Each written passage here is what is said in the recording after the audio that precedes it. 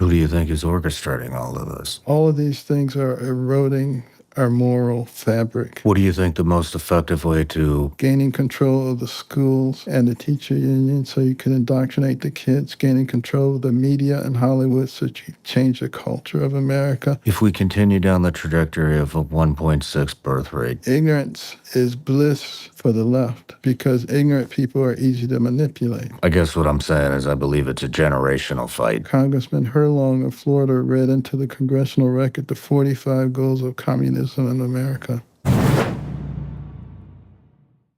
If we continue down the trajectory of a 1.6 birth rate per family, what is the math on that? Well, we become irrelevant. How fast? Hard to say. But probably pretty quickly. You see how much we've changed as a country just in the last 30 years. Things are going on now that no one would have imagined 30 years ago. And sometimes the country is hardly recognizable anymore. But I don't think that's the way that the majority of Americans want it to be. And one of the things that we've been trying to do is get people to wake up, particularly people of faith. It doesn't have to be that we're denigrating marriage anymore. It doesn't have to be that we're mutilating little children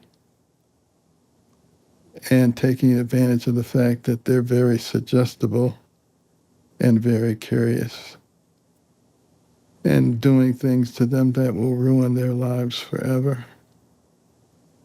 Those things don't have to be. We don't have to have men playing in women's sports.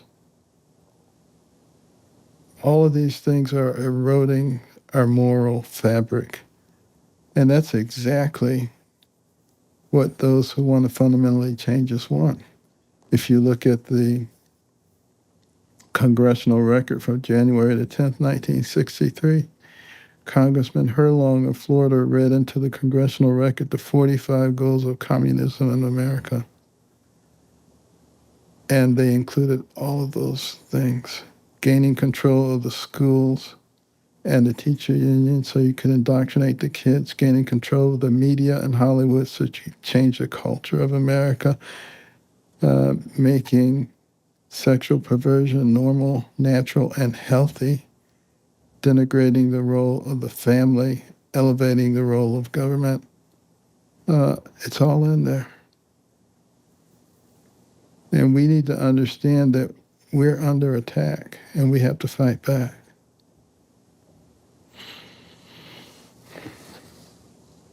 Who do you think is orchestrating all of this? There have been people who have been opposed to the American way and American values since the very beginning. The Europeans thought that we were crazy. They said, you can't run a nation on the will of the people. You have to have a monarch. You have to have a ruler. But in today's world, we have to contend with the factions that still believe that socialism and communism is a better way of life. That you give control of your life over to others who will guarantee that they will take care of you from the cradle to the grave. Even though it's never worked anywhere else, there are still those who push that and will continue to push it. And they've gained a lot of momentum. You can see how a lot of the college students seem to be taking that as something that is good. And I don't think that they really understand what socialism and communism is.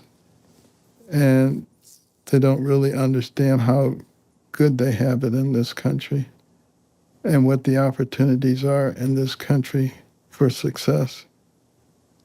But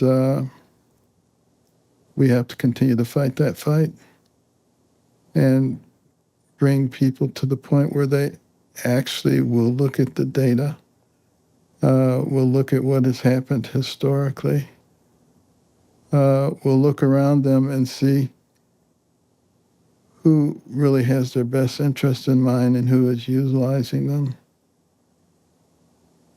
And I think that's a fight that's worth engaging in.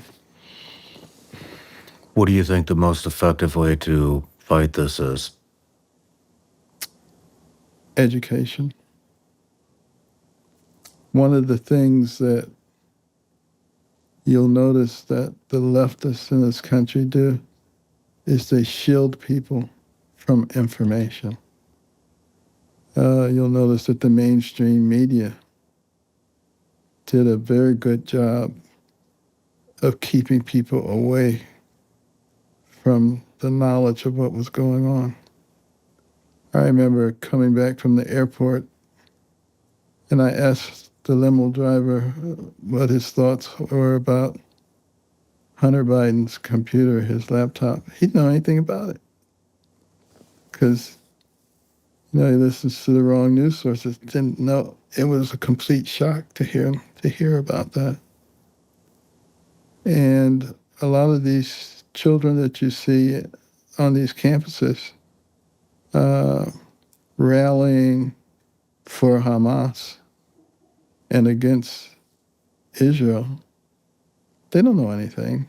They're shouting about the river to the sea. They don't know what river. They don't know what sea. They don't know what the whole conflict is all about. They are manipulated because they're ignorant. And ignorance is bliss for the left because ignorant people are easy to manipulate. What about raising your kids? What about? I mean, I don't know. I think that one of the ways that I think it's going to be a long turnaround, if we turn it around. Mm-hmm. It seems like we're doing, making leaps and bounds right now, but we've seen that pendulum swing really far right and really far left. There doesn't seem to see much balance. Right. And so I guess what I'm saying is I believe it's a generational fight. And you have 3 sons.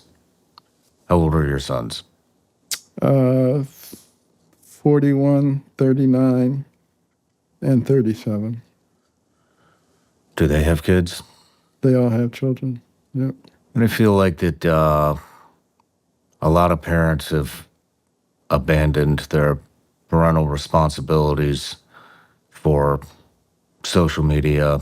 Mm-hmm. That has happened. They give their kids the phone. The phone raises the kid, keeps them occupied so that the parent can be on the phone. And to me, it seems, we need to get back to raising your kids, pouring into them, giving them everything you have, teaching them the values, not handing them the phone and no question about it.